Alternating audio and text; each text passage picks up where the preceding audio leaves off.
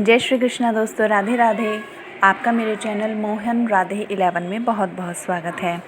आज मैं आपको सुनाने जा रही हूँ पाप मोचनी एकादशी कथा। तो हुंकारा भरते हुए सुनिएगा। आइए शुरू करते हैं।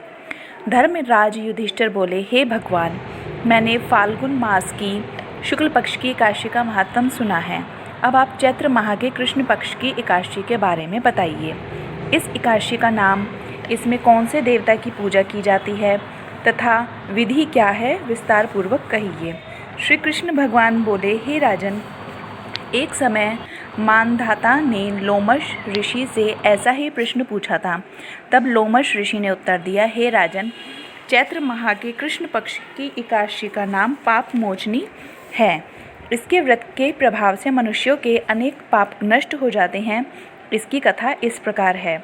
प्राचीन समय में एक चैत्र रथ वन में अप्सराएं वास करती थी। वहाँ हर समय बसंत रहता था।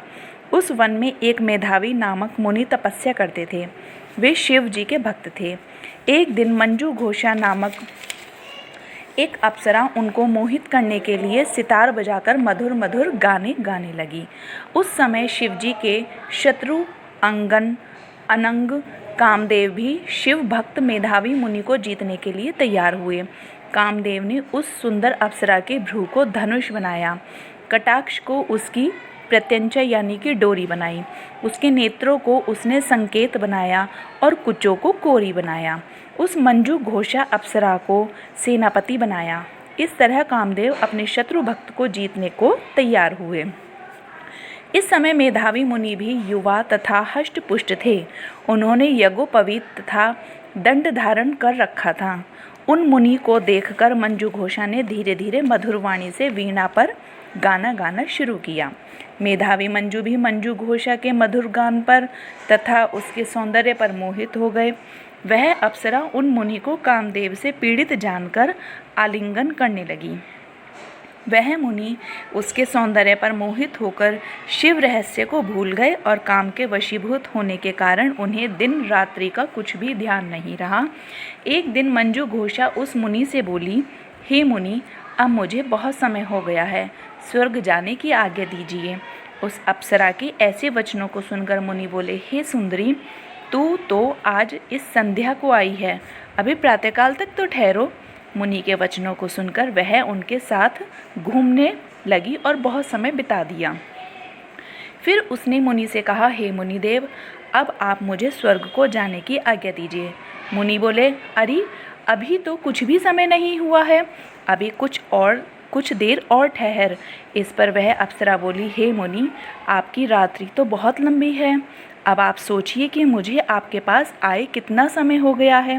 उस अप्सरा के वचनों को सुनकर मुनि को ज्ञान प्राप्त हुआ और समय को विचारने लगे।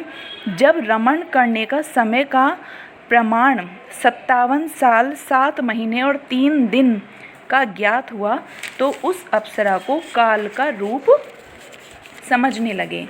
वह महान क्रोधित हुए और तप नाश करने वाली अप्सरा की तरफ देखने लगे। उनके अधर कांपने लगे और इंद्रियां व्याकुल होने लगी।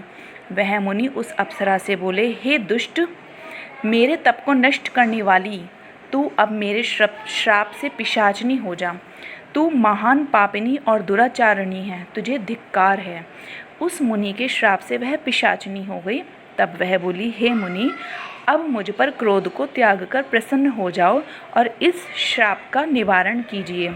तब मुनि को कुछ शांति मिली और पिशाचनी से बोले, रे दुष्ट, मैं श्राप से छूटने का उपाय बतलाता हूँ। चैत्र माह के कृष्ण पक्ष की जो एकादशी है, उस एकादशी का नाम पाप मोचनी है। उस एकादशी का व्रत करने से तेरी पिशाचनी की देह छूट जाएगी। इस प्रकार मुनि ने उसको समस्त विधि आदि बतला दी और अपने पिता च्ययन ऋषि के पास गए। च्ययन ऋषि अपने पुत्र को देखकर बोले, रे पुत्र, तूने यह क्या किया? तेरे समस्त तप नष्ट हो गए। मेधावी बोले, हे पिताजी, मैंने बहुत बड़ा पाप किया है, आप उसके छूटने का कोई उपाय बतलाइए। च्ययन ऋषि बोले, हे तात, तुम चैत्र माह के कृष्ण पक्ष को पाप मोचनी नाम की एकादशी का विधि तथा भक्तिपूर्वक व्रत करो। वचनों को सुनकर मेधावी ऋषि ने पाप मोचनी एकादशी का विधि पूर्वक उपवास किया। उसके प्रभाव से इनके समस्त पाप नष्ट हो गए। मंजू घोषा अप्सरा भी पाप मोचनी एकादशी का व्रत करने से पिशाचिनी की देह से छूट गई और सुंदर रूप धारण करके स्वर्गलोक को चली गई। लोमश बोले, हे राजन, इस पाप मोचनी एकादशी के प्रभाव से सब पाप नष्ट हो जाते हैं। इस एकादशी के कथा के सुनने व पढ़ने मात्र से ही 1000 गौ का दान करने के बराबर फल मिलता है। इस व्रत के करने से ब्रह्म हत्या करने वाले, अगंबा गमन करने वाले आदि के पाप नष्ट हो जाते हैं और अंत में स्वर्ग को जाते हैं। बोलो विष्णु भगवान की जय। तो गाइस, आपको मेरी ये वीडियो पसंद आई है तो please like, share and subscribe. Thanks for watching. Hare Krishna.